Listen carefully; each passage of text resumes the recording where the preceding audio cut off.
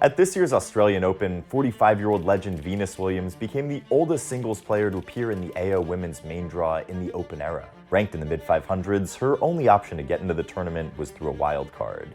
And in her first round match, she was defeated by world number 69 Olga Danilovic in 3 sets. I'm super grateful for the opportunity from Tennis Australia to play in front of the fans. We saw the same thing at the ATX Open WTA 250, where she packed the stadium with a home crowd and then lost 6-4, 6-1. So far this year, she's entered 5 tournaments, all on a wild card, and in all 5, she's lost in the first round. Now, she's a tennis icon, and there's no denying everything she's achieved. But we still have to ask the question, are all these wild cards really fair? On the flip side, we've got another former Grand Slam champion who's rounding off his great tennis career with a lot of wild cards in Stan Wawrinka. But while Venus was given a wild card into Indian Wells, Stan was left out. Same story here in Miami. This isn't something new either. The controversy reminds me of Martina Navratilova's final slam appearances in 2004 when she was 47. One of the most iconic names in tennis, she took a wild card into Roland Garros and lost in the first round 1-6, 3-6. Newspapers at the time called it more notable for nostalgia than quality, and popular opinion was against her taking a wild card for Wimbledon. And here she is, accepting the wild card. She had made it clear she would like to have that wild card offer and happily accept it. Here she There it gets is. She defeated Catalina Castaño 6-love, 6-1, and in doing so, became the oldest player to win a singles match in the Open era, a record that still stands today. She proved everyone who called her wild card unfair wrong that day, but even so, she didn't make it past the second round. And on top of that, it seems unlikely anyone's going to surpass her achievement in the future. The worry is they're giving out too many of these so-called nostalgia bait wild cards. And when most of the time it's coming down to the tournament's discretion, that doesn't leave much room for transparency. So what's going on?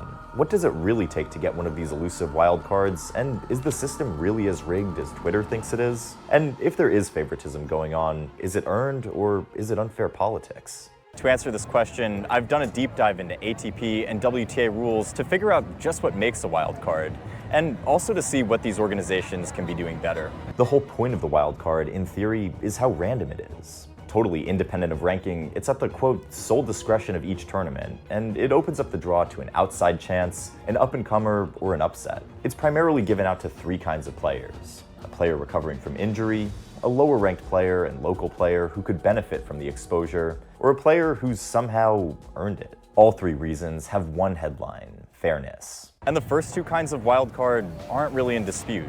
Playing through qualies and clawing your way up through the rankings really does prove your merit as a tennis player, but that doesn't mean some real talents aren't falling through the cracks with an unlucky draw, an off day, or even an injury.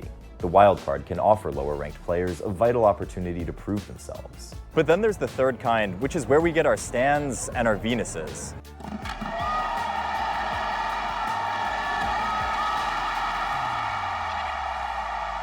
In 2009, Kim Clijsters won the US Open.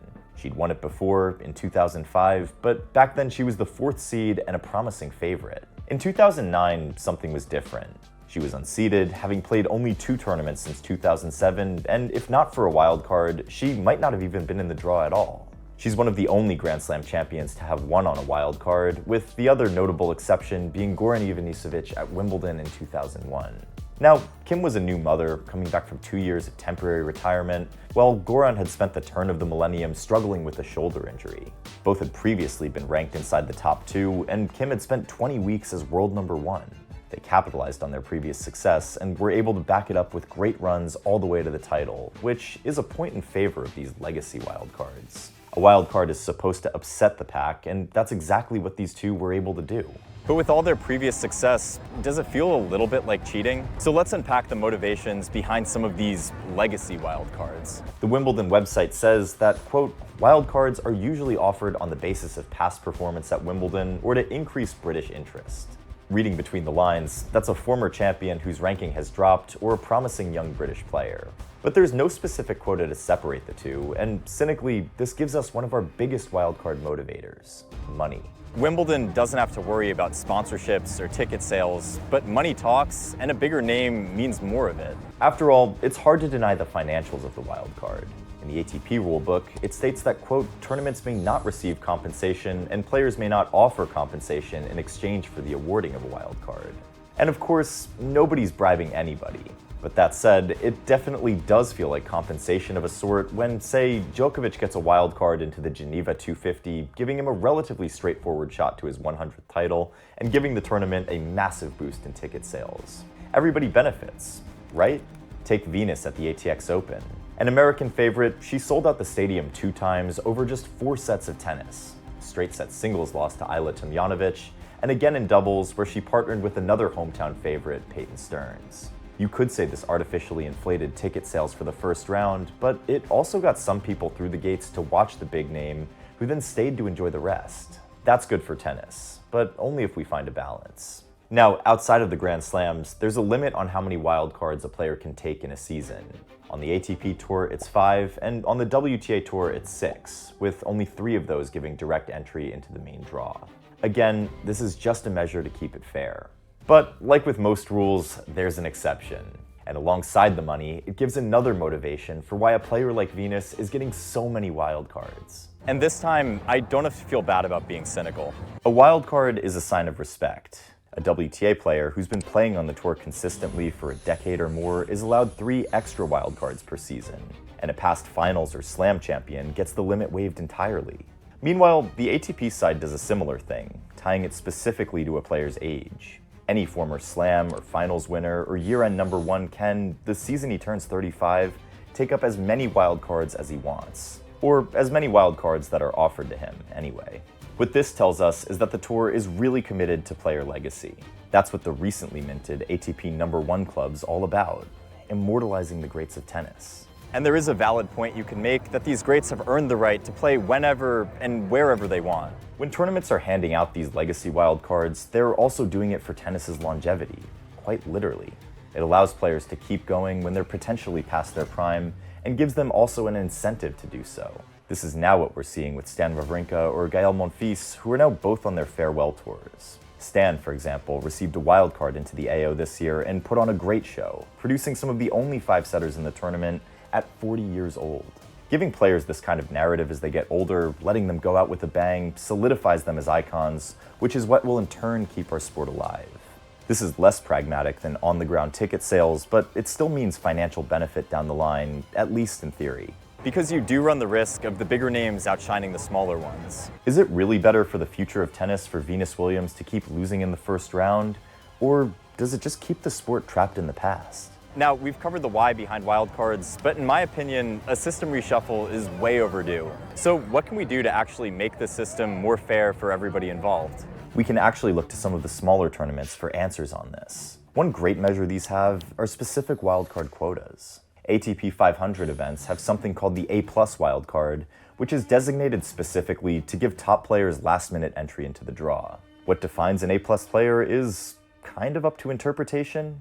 In 2021, for example, Tsitsipas got one of these for Halle when he was ranked #4 in the world. These days, it's a lot less likely he'd make the cut. This creates a spot specifically for the top players while leaving room for the rest as well. The WTA does something similar for 500s and 250s with what it calls exemption wildcards. The definition of these is a little more clear-cut.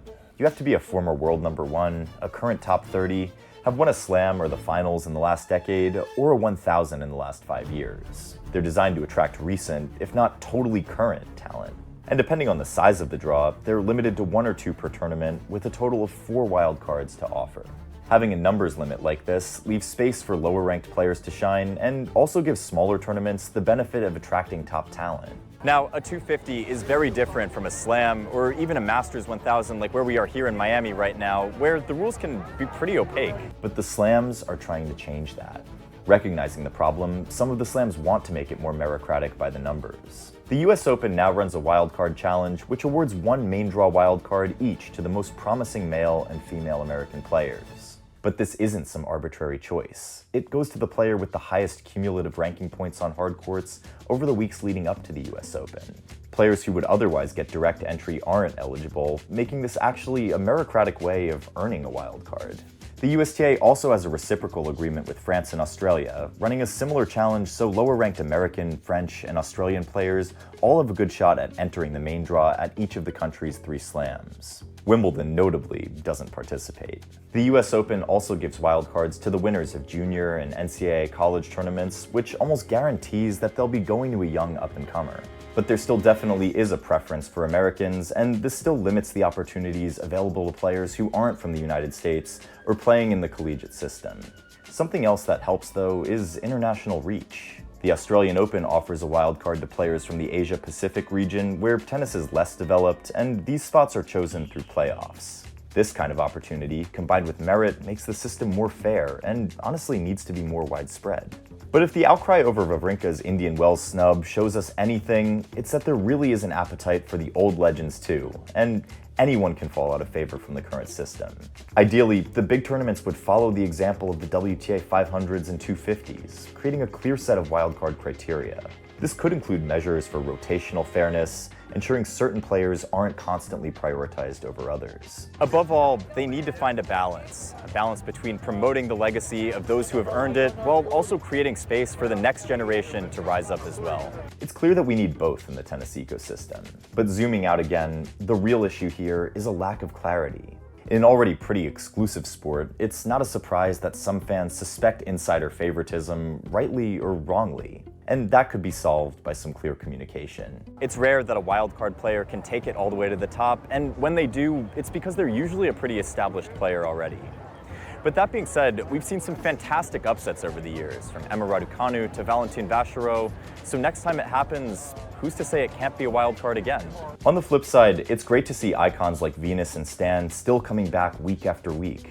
Like us, they just love tennis. It would be a shame to push them out before they're ready to go, but we still need to consider leaving fair space for everybody else as well. But what do you guys think? Is the wildcard system fair, or does it create more problems than it solves?